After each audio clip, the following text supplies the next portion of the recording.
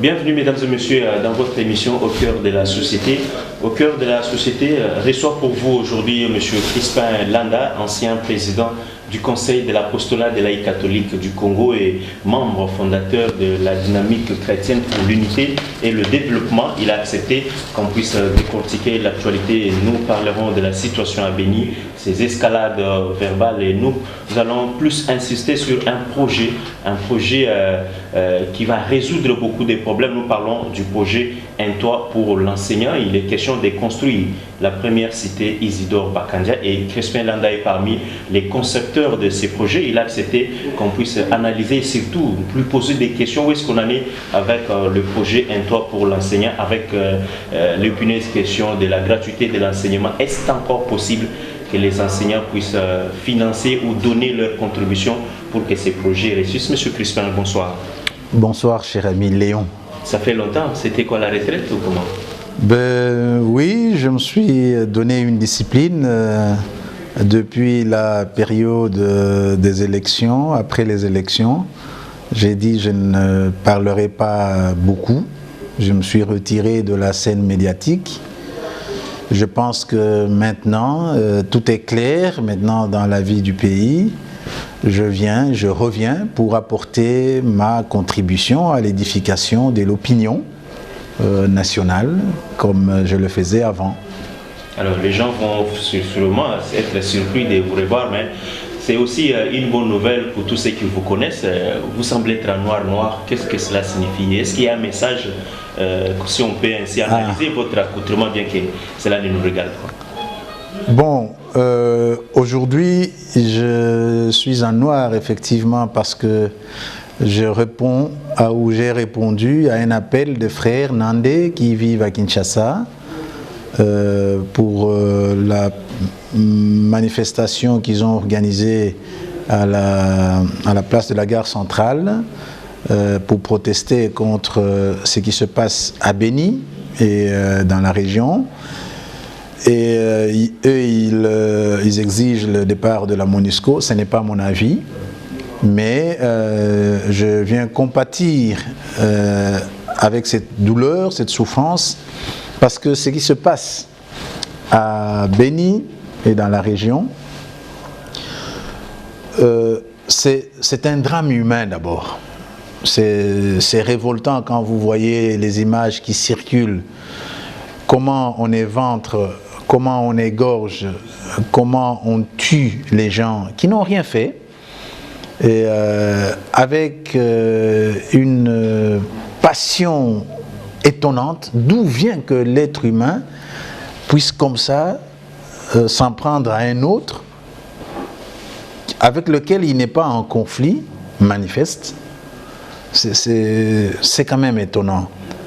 Alors quand vous voyez les images, ça blesse les cœurs de personnes qui sont sensibles comme nous. Ça révolte et ça pousse à l'interrogation. Quand on fait cela, non seulement pourquoi on le fait, mais ceux qui doivent arrêter cela, que font-ils? C'est ça l'interrogation. Mais aussi, je suis particulièrement frappé par ce drame de Béni Moutembo, parce que dans la période où j'étais président du Conseil de l'apostolat des laïcs catholiques du Congo, j'ai visité le diocèse de Béni Moutembo, et sur la table d'où on a pris en otage les premiers prêtres à Wicha, j'avais mangé là-bas 2 mois avant que cela ne commence.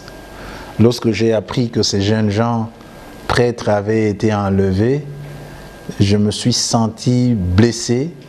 Je disais, mais donc ça pouvait aussi être le moment où nous étions là, que cela pouvait arriver. On avait failli aller jusqu'à Eringeti, mais il se faisait un peu tard parce que nous devions rentrer à Beni. Je connais un tout petit peu la région, je vois le dynamisme de cette région, je vois comment grandit la ville de Butembo. Si on doit casser ce dynamisme-là, c'est quelque chose de grave pour le pays. Parce que là, à Butembo, comme à Beni, vous sentez que les Congolais ne sont pas paresseux. Ils travaillent, ils se battent, en dépit du fait que les pouvoirs publics ne suivent pas, les citoyens s'organisent, les citoyens sont actifs. Mais si c'est ce dynamisme-là que l'on veut casser, c'est toute la nation que l'on veut casser. Voilà la raison pour laquelle je me dis maintenant que je suis libre de m'exprimer comme citoyen. J'ai décidé d'être là aujourd'hui avec les frères de Beni et de Butembo. Et demain, je serai là avec le collectif de la conscience nationale en action. Nous allons marcher pour dire non. Trop, c'est trop. Ça ne doit plus être aujourd'hui l'affaire des ressortissants de Beni. Non. Ce qui se passe à Beni n'est pas l'affaire des ressortissants de Beni. C'est l'affaire de toute la nation congolaise. Il faut qu'on se lève. Et que ça ne soit pas des brigands, je veux dire que ça ne soit pas des enfants qui se lèvent, ni de jeunes seulement. Non. Il faut que l'élite, et je considère, sans fausse modestie, que je fais partie de l'élite nationale, il faut que l'élite congolaise se lève. C'est ce que nous allons faire demain. Il faut qu'on se lève, qu'on dise non à tout cela. Est-ce qu'il est franchement de nos coutumes de tuer quelqu'un avec la machette, on entre, on égorge les gens, on tue, tout ça. On se pose la question, c'est quoi la cause? Qu'est-ce qui est à la base de tout ce qui se passe à Beni? Cette manière de tuer, ne nous cachons pas, elle n'est pas du Congo, et je dirais même, elle n'est pas bantou. Cette manière de tuer, on sait la situer dans l'histoire de ce pays. C'est après 1994 que l'on a vu les gens s'entretuer comme ça. Cette manière de tuer vient du Rwanda. C'est à partir des pratiques du génocide que l'on a emmené sur notre sol. Et je le dis bien clairement, ceux qui ont organisé les génocides du Rwanda, ce ne sont pas les Hutus que l'on accuse. Ceux qui ont organisé le génocide du Rwanda, c'est M. Paul Kagame. C'est lui qui a instigé, qui a d'abord monté une machine de la mort, qui a commencé à exécuter les gens, et il a commencé, cet homme est d'un cynisme incroyable. C'est un pervers. Ils ont commencé à tuer des Tutsis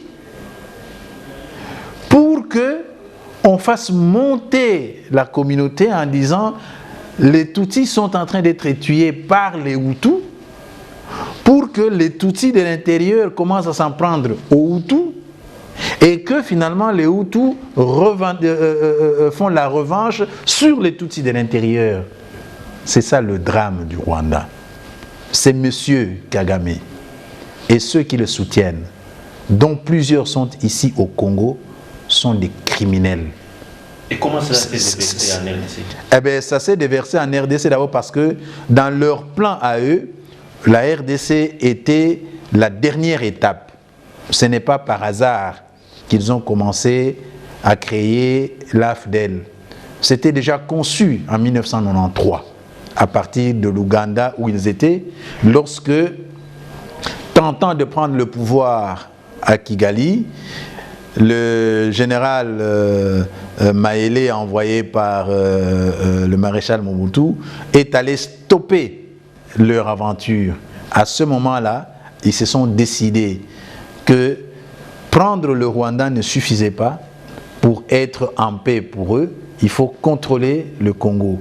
Évidemment, ils avaient monté le plan de la partition du Congo avec la fameuse exigence de prendre 300 km à l'intérieur du Congo, exigences qui sont irréalisables et irréalistes, qui créent justement ce que nous sommes en train de vivre. Est-ce qu'à l'époque, il a fallu finalement la tête de Mobutu pour que ça se concrétise?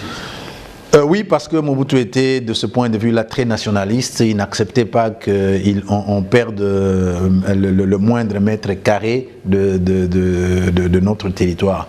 Pourtant, le même Mobutu, dans une autre procédure, a donné des terres, il a vendu des terres, mais ça c'est une vente normale à un homme d'affaires, mais cette fois-ci c'est pas un homme d'affaires, c'est son ami le président Habyarimana, à qui il a vendu une concession de pas moins de 10 000 hectares dans la région. Et ça, c'est aussi vendre le pays. Mais là, c'est différent par rapport à ce que les autres veulent faire. Là-bas, le président Habyarimana a payé à l'État congolais ce qu'il doit payer pour exploiter un terrain de 10 000 km qui appartient à la République démocratique du Congo. Mais lui est propriétaire de cet espace en tant qu'homme d'affaires. Mais ce que les autres veulent faire dans les 300 km, c'est couper les 300 km et déplacer les bornes. Ça, Mobutu ne pouvait pas le faire et c'est pour cela qu'on s'en est pris à lui. Pas seulement d'ailleurs sur le plan foncier uniquement, mais même dans la gestion de ressources. En vérité, Mobutu, si on l'a écarté du pouvoir de cette manière-là, c'est pas seulement pour son refus de la démocratisation, mais c'est son refus, entre autres, et principalement du saucissonnage de la Gécamine. Mobutu avait la conscience de ce que représentait la Gécamine pour le pays. Il a refusé tout le processus qui voulait que la Gécamine soit reprivatisée. Il avait refusé ça et cela lui a valu cette guerre qu'on lui a faite qui a conduit à son départ et nous souffrons jusqu'aujourd'hui de conséquences de cette guerre-là. Donc, il fallait bien écarter Mobutu qui avait une certaine prestance quand même. Hein. Partant du président Habyarimana. Habyarimana a été la soupape. La première soupape qu'on a fait sauter pour ensuite avoir Mobutu. Et puis bon, voilà, heureusement que ce peuple a quand même quelque chose de particulier, c'est que parfois on croit qu'il est bête, hein, le peuple congolais, mais non, il le regarde, il le comprend et il sait agir. On a pris un fils du Congo pour le mettre à la tête de cette opération, on l'a appelé Laurent Désiré Kabila. Il a accepté de jouer le jeu, mais quand il est arrivé à Kinshasa, il a changé kazakh.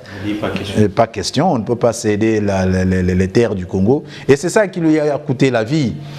Pour avoir dit non à cela, ceux qui lui ont donné le pouvoir l'ont tué pour mettre son fils, Joseph. Et Joseph, quand il arrive, lui aussi, et d'ailleurs il a reconnu à la fin de son dernier mandat, devant l'Assemblée nationale et le Sénat réunis en congrès, il a dit que le Congo fait objet d'attaques et d'assauts pour sa balkanisation, en ajoutant « je sais de quoi je parle ». Et il a ajouté « grâce à Dieu et à la détermination du peuple congolais, cela n'est pas arrivé ». Donc, Joseph Kabila a aussi été dans... il a lui aussi reçu cette demande-là de pouvoir couper le Congo, mais en étant président de la République, il s'est rendu compte de l'impossibilité de cette démarche-là. Lui-même ayant été guidé vers le pouvoir par ces gens qui veulent la destruction du Congo, il était la personne la mieux indiquée pour pouvoir réaliser cette partition du Congo, mais il s'est rendu compte que c'est quelque chose de vraiment impossible, ça le dépasse. C'est au-delà de la force politique que peut avoir un chef de l'État. Et donc voilà, c'est là, je dirais, la mystique du Congo. Comme disait un de nos chanteurs, J.B. Piana, pour ne pas le citer, Congo, Eza Eloko Makasi. Alors, Eza Eloko Makasi, maintenant il y a des tueries. Qu'est-ce qu'il faut faire pour mettre fin à la situation de Béni? Le chef de l'État a même fait une déclaration qu'il est prêt à mourir pour rétablir la paix. À Béni, selon moi, ce qui est important ou ce qui est urgent à faire, urgent, le président ne devrait pas tergiverser là-dessus, c'est deux choses. La première, tous les officiers supérieurs de l'armée qui ont servi dans d'abord comme AFDEL, ensuite CNDP, puis RCD, oui, d'abord AFDEL, RCD, CNDP, M23, c'est le même groupe. Ces gens-là doivent quitter la région, impérativement. Ça, c'est la première chose. Si l'on veut que ça se calme, il faut que ces gens-là quittent la région, impérativement. Deuxièmement, et ça, ce n'est pas facile, il faut qu'obligatoirement, les services de renseignement, par les services d'immigration, se mettent à faire rapidement l'identification des citoyens. Qui est congolais? Qui est congolais? Qui est qui dans la ville de Béni et dans ces villages-là? Il faut qu'impérativement on organise cette opération. Impérativement. Parce qu'on trouvera d'où vient l'infiltration des communautés. Parce que ceux qui tuent, parfois ils sortent de la communauté. Ils sont dans la communauté. Et ce n'est pas toujours évident, mais à l'époque, quand j'étais président du conseil de l'apostolat des laïcs, le frère président du CALCC du diocèse de Béni-Boutembo nous avait alerté que l'on voyait de disparition des enfants de Béni, généralement entre 9 et 13 ans, et on le revoyait plus tard, 4, 5 mois, parfois même une année après, qui rentraient dans Béni en turbané. Donc on les amenait quelque part où on leur faisait un enseignement, un lavage de cerveau, qui sont des chrétiens qu'ils étaient. Ils rentrent dans la ville de Béni comme des musulmans, et des musulmans salafistes radicaux qui font le djihad. Il faut qu'on découvre tous ces enfants-là, qu'on les encadre, qu'on les identifie et qu'on crée un lieu où on va déconstruire ce qu'on leur a appris dans les sites où ils ont été formés. Ça, c'est extrêmement important pour la région. Mais aussi, il faut le dire, donner à la MONUSCO, laisser la MONUSCO faire le travail. Il n'a pas encore reçu mandat, la MONUSCO. Il n'a pas encore reçu mandat. Le mandat existe, mais depuis 2013, et là je sais de quoi je parle, lorsque la MONUSCO a travaillé pour maîtriser les M23, ils ont bien vu que le M23 a été maîtrisé. La MONUSCO, je me rappelle à l'époque, c'était le général Cruz, le Brésilien, qui a décidé de s'attaquer ensuite au FDLR. Et puis, les derniers devraient être les ADF. Le régime de Kinshasa avait refusé. Ils ont commencé à créer des problèmes, des complications à la mission, ce qui fait que le général Cruz s'est énervé, il est parti. Et la brigade d'intervention qui avait été créée pour résoudre ce problème-là n'a plus eu un commandement efficient. Parce que l'État congolais lui-même bloquait la réalisation du mandat. Et dans ce processus-là, les agents de l'État congolais ont commencé à monter des histoires pour salir la mission, pour salir la brigade. tout ce qui se faisait sur la découverte des agents de la MONUSCO qui vont vendre du coltan, des tenues militaires, ce sont des... oui. Monter de toutes pièces. Ce n'est pas monté de toutes pièces. Il y a des actes vrais. L'un ou l'autre casque bleu, l'un ou l'autre officier de la MONUSCO qui est véreux, qui ne respecte pas les principes de la mission, tombe sous les charmes du commerce et il utilise les biens des Nations Unies pour faire son commerce. Mais ce type-là qui fait ces choses-là, il est en train d'assumer des responsabilités, non pas au nom de la mission. Quand il fait le commerce, ce n'est pas au nom de la mission. Il n'est pas au Congo pour faire le commerce. Voilà, il n'est pas au Congo pour faire le commerce, mais il triche. Il triche avec la mission, mais il triche aussi avec le Congo. Alors, normalement, ce qui se fait, quand on l'arrête, il perd son travail, on le retourne dans son pays, les normes de fonctionnement du fonctionnariat international quand vous êtes aux Nations Unies, ce sont celles-là. Lorsque vous avez commis une bévue dans un pays, normalement, ce pays-là vous renvoie dans votre propre pays et c'est à votre pays à pouvoir vous sanctionner conformément à vos lois. Donc, si on peut dire la situation de Béni, ce n'est pas un complot international. Ah, non, je ne peux pas dire que ce n'est pas un complot international. La situation de Béni relève d'un complot international en ce que, ceux qui tuent ne sont pas tous d'origine congolaise. Disons que la pratique elle-même, l'organisation de cette tuerie n'est pas congolaise. Le minimum, ce que l'on sait, ce que l'on dit, auquel moi je ne crois pas, c'est ADF. Mais ADF, Nalou, ces gens-là, moi je sais qu'à un moment donné, ils avaient presque abandonné la lutte armée.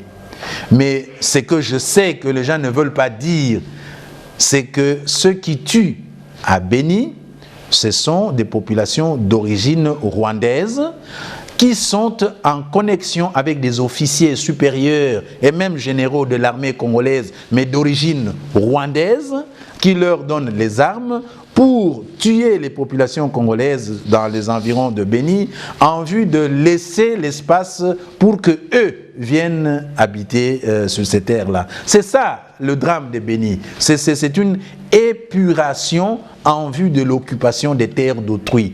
On veut s'accaparer des terres de Béni par un groupe bien connu, bien identifié. Et on cache cela inutilement. Donc, de ce point de vue-là, c'est international. Ça ne relève pas de nos simples problèmes à l'intérieur du Congo. Deuxièmement, ceux qui font ça, ils ont été appuyés par, dès le départ, l'Amérique. Les États-Unis d'Amérique doivent se sentir coupables dans ce qui se passe là-bas. Parce que c'est eux qui ont donné les moyens à Paul Kagame pour attaquer le Congo. Et eux sont partis, probablement qu'ils ont minimisé la question, ils ont sous-estimé la capacité de nuisance de Paul Kagame. Mais aujourd'hui, si le Congo est à feu et à sang, c'est la responsabilité en grande partie des États-Unis. Ça, je dois le dire clairement. Je sais que ça me coûte cher, mais c'est la responsabilité des États-Unis d'Amérique sous M. Clinton. Bon, il y a d'autres administrations qui sont venues après, mais dans ces choses-là, à partir du moment où Kagame a eu l'appui du Pentagone, il a ses réseaux au Pentagone, il a ses réseaux à la CIA. Et donc, ils sont responsables. Ils doivent aider à ce que la situation soit réglée au Congo. Ils doivent interpeller Kagame. Ils doivent interpeller Museveni. Parce que ce qui se passe dans notre pays, les armes transitent par le Rwanda et l'Ouganda. Ça, je le dis clairement, je ne mets pas des gants pour ça parce que nous le savons. Alors, nous le savons, nous continuons cette émission. Est-ce que parmi les solutions, peut-on évoquer par exemple la proposition de Martin Fayulu? Est-ce qu'avec une réforme institutionnelle, on peut arriver finalement à détecter tout ça et trouver une solution plausible pour tous les partis?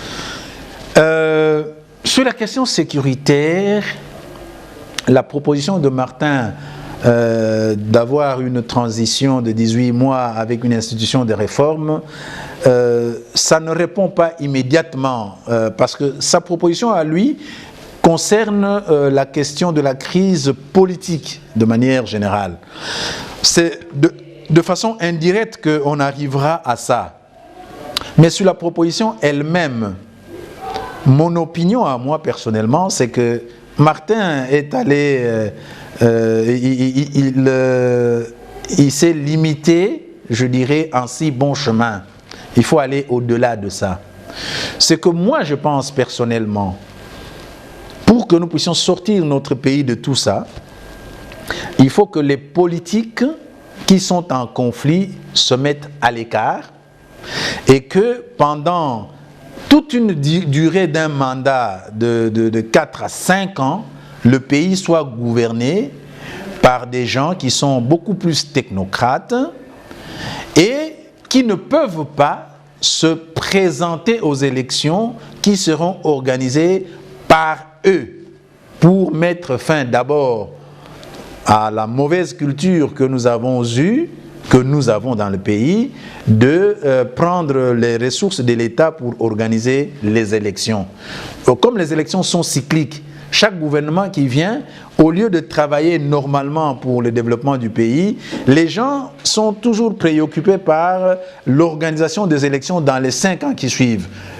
Conséquence, ils prennent l'argent de l'État pour préparer les élections au lieu de pouvoir utiliser cet argent pour le développement, pour l'amélioration des conditions socio-politiques,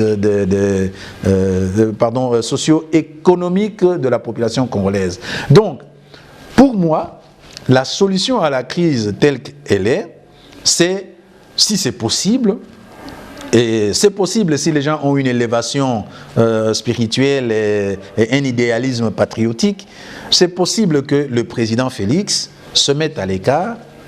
Dans un forum, on se dit, choisissons quelqu'un qui peut conduire l'État de manière posée, qui ne va pas tâtonner, pour qu'il conduise le processus électoral, qu'il remette le pays sur les rails, qu'on gère convenablement les structures, de sorte qu'au bout de ces 5 ans, nous ayons posé les fondements de l'État sur le roc et que finalement on organise ces élections.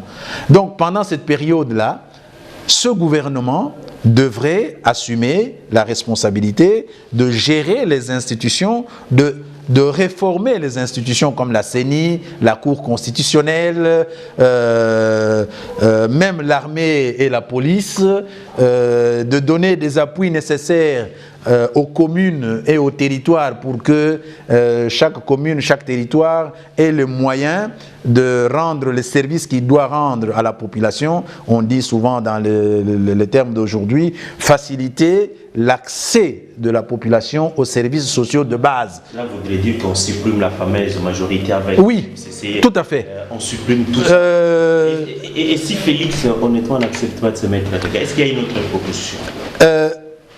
L'autre hypothèse, c'est que, comme on l'a fait à Sun City, le chef de l'État reste chef de l'État, mais le reste s'organise.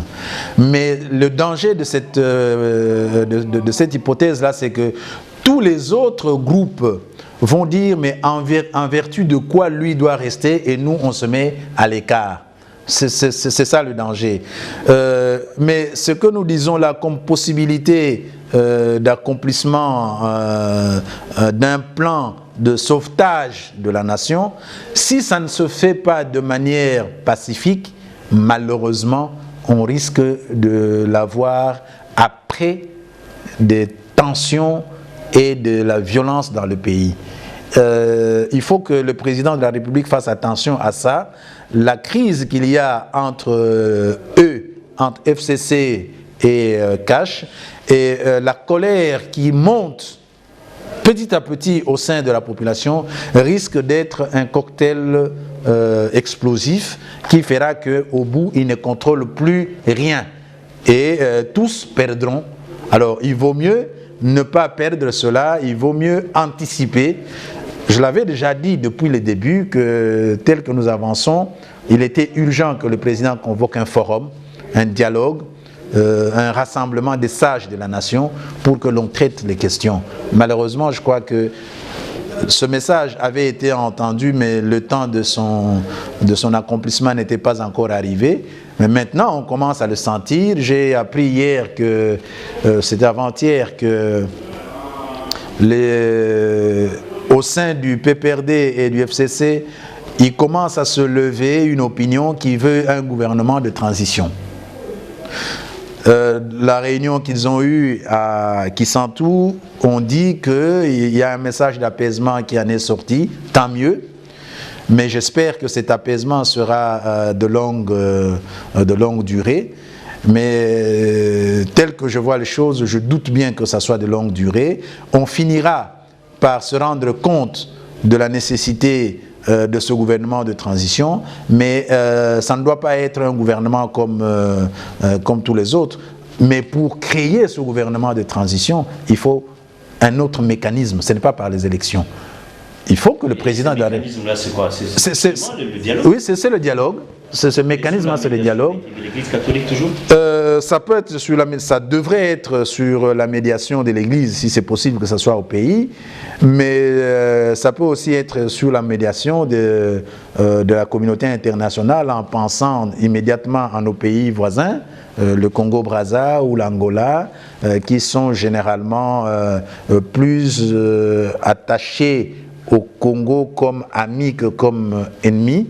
Un tel dialogue ne peut pas être modéré par le Rwanda, ça c'est impossible. Le Rwanda est le pays avec lequel le régime du Rwanda est celui avec lequel nous avons des problèmes au Congo. Ce type ne peut pas être appelé pour faire la médiation ici, c'est un pyromane. C'est lui qui met le feu à la nation congolaise et à la région avec pompe au stade de Martyr. Oui, mais président Etienne. Mais ça vraiment c'est de l'ignorance populaire. Hein? Ces jeunes gens qui ont acclamé Kagame au stade de Martyr ne savent pas qui ils ont acclamé. Hein? Mais maintenant, voilà ce qu'ils sont en train de faire au président Félix. Qui est en train d'allumer le feu à Béni Boutembo? C'est qui? Mais c'est lui. C'est lui en passant par ces hommes qui sont ici. On se trompe. Ces gens sont des pervers. C'est des cyniques. Et là, je vois bien le problème que nous avons, le problème culturel entre les Bantous et les Tutsis.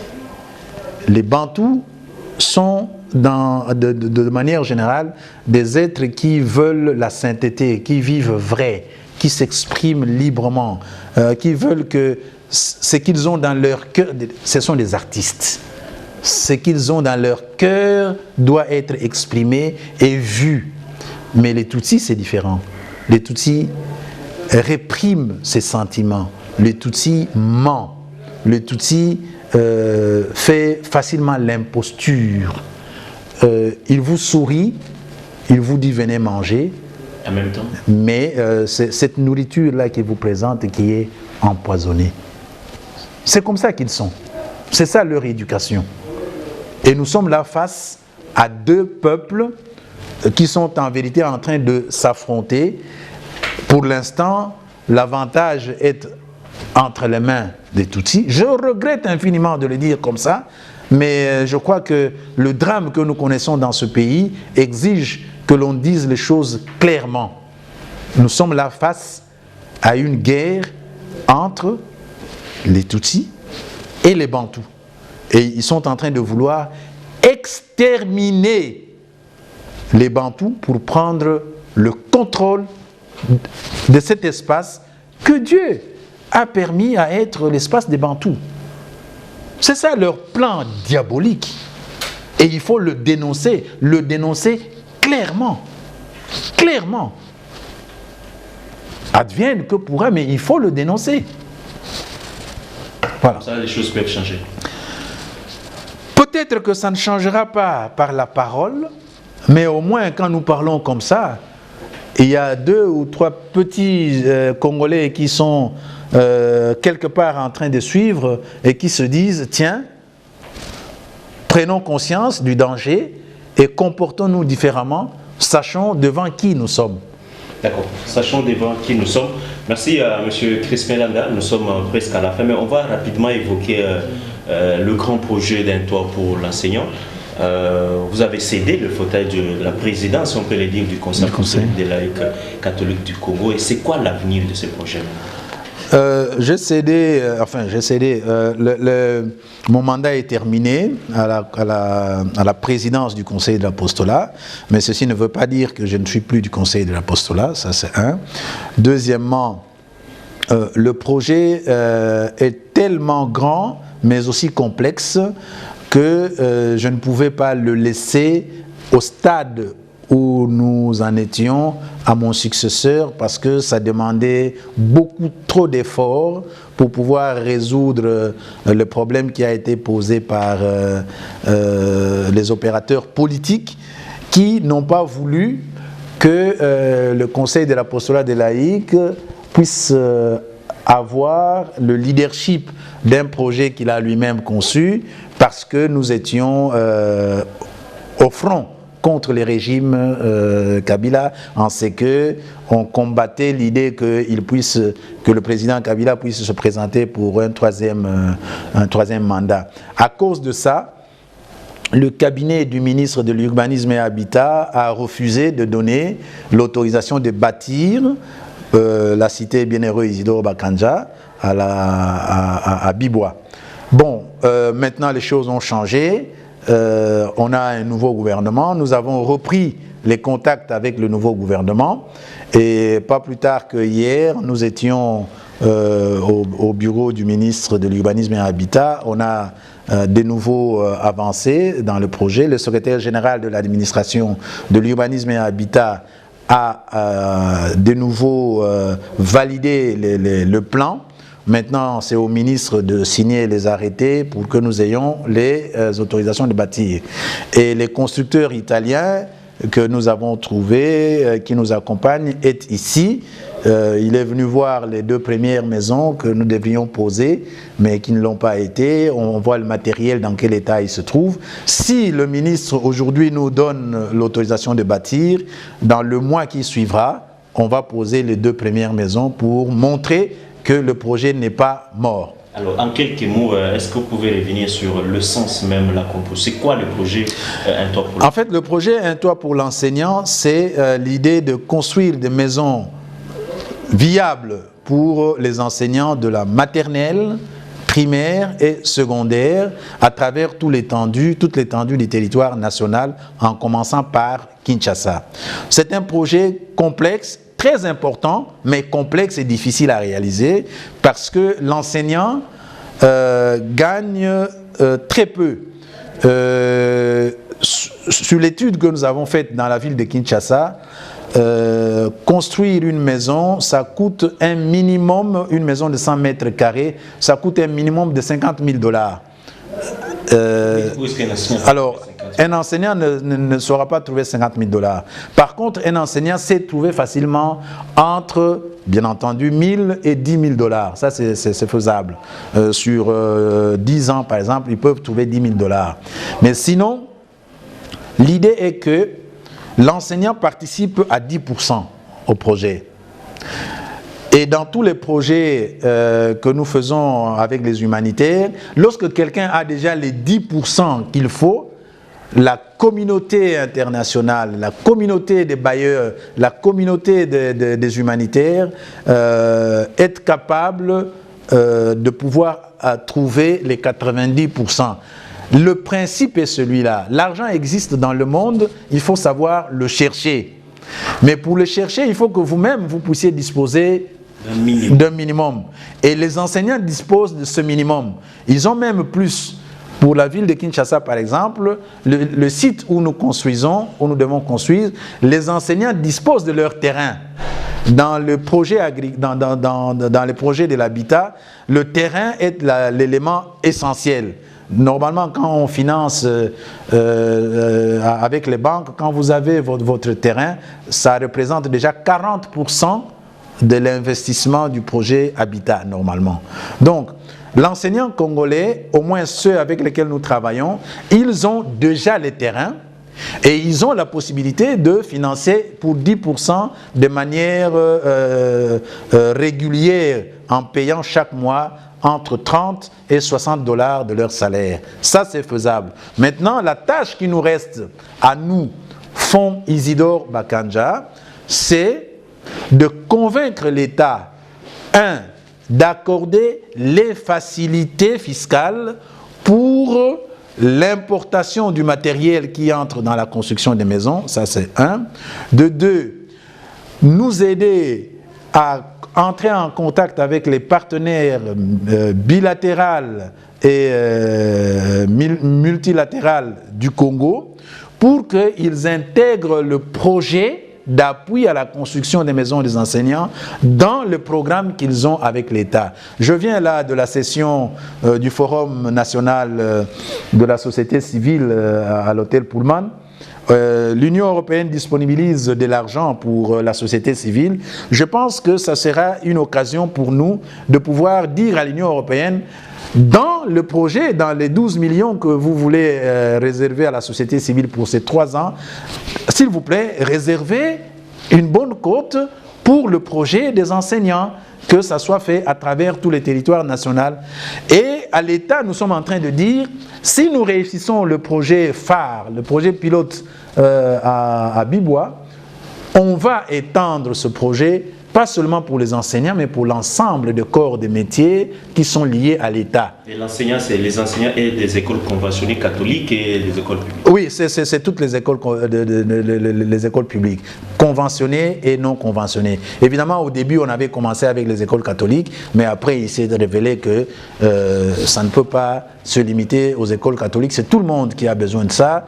Et nous travaillons pour que vraiment il y ait, comme d'ailleurs le Premier ministre l'a dit à l'Assemblée le jour où il défendait le dossier, son programme du gouvernement, il faut un partenariat entre l'État et le privé dans la politique d'amélioration de l'habitat au Congo.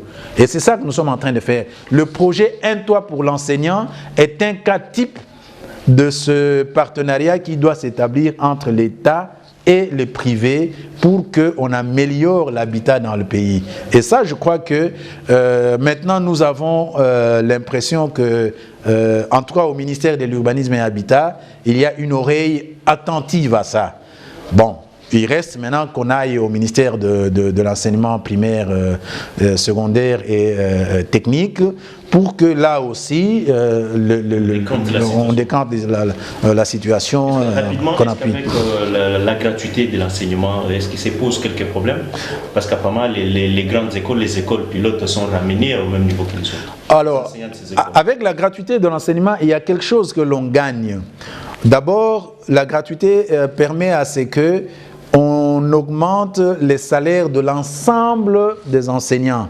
Et ça, nous avons été à quelque chose dans ce processus parce que nous avions essayé de faire comprendre au cabinet qui travaillait avec le Premier ministre avant qu'il ne fasse le programme qu'il était nécessaire que on appuie les enseignants pour la réalisation du projet Un toit pour l'enseignant. Et la réponse qui nous a été donnée, ou qu'on avait trouvé, qu'un sénateur a suggéré, c'est qu'on paye enfin les primes, les allocations du logement aux enseignants. Et je crois que maintenant, on a commencé à payer. Normalement, dans la ville de Kinshasa, les enseignants doivent maintenant avoir entre 210 et 280 $, alors qu'avant, ils étaient seulement à 100 $ à peu près. Avec 210 ou 280 $, chacun est capable maintenant de payer au moins 100 $ pour sa maison. C'est possible. L'autre côté que nous attendons avec la grève, c'est la possibilité que finalement on augmente tous les salaires. L'idéal pour nous, l'idéal c'est qu'on arrive à ce qu'un enseignant congolais puisse toucher 800 $ minimum. Si l'enseignant congolais touche 800 $, il ne sera plus besoin d'aller commander la charité à l'international pour que l'enseignant construise sa maison. Si quelqu'un gagne $800, en 10 ans, il est capable de se construire lui-même sa maison de retraite. Ça, c'est faisable. Et, en quelques mots, parce qu'on clôture l'émission. oui. Qu'est-ce que les enseignants peuvent retenir? Donc, aujourd'hui, ce que les enseignants doivent retenir, c'est que le projet est en train de reprendre. Les Italiens sont arrivés, nos partenaires italiens sont arrivés. On a repris la discussion avec l'État. D'ici 2 semaines, je crois qu'il y aura de bonnes nouvelles. Nous allons certainement avoir les arrêtés que nous attendions. Et ceux qui avaient déjà contribué? Alors, ceux qui avaient déjà contribué, nous gardons les souches de leur contribution. L'argent avait été dépensé pour faire venir les 2 premières maisons. Nous avons fonctionné normalement, mais nous avons arrêté le fonctionnement, ou plutôt le versement de l'argent.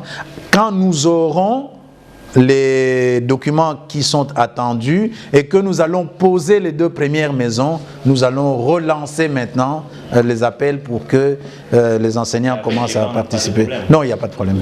Non, on n'a pas de problème avec les banques. Monsieur Crispin Landa d'avoir accepté notre invitation. Mesdames et messieurs, ainsi prend fin cette émission au cœur de la société. Vous l'avez certainement suivi, à vous d'apprécier toutes ces analyses. Il s'agissait bel et bien de M.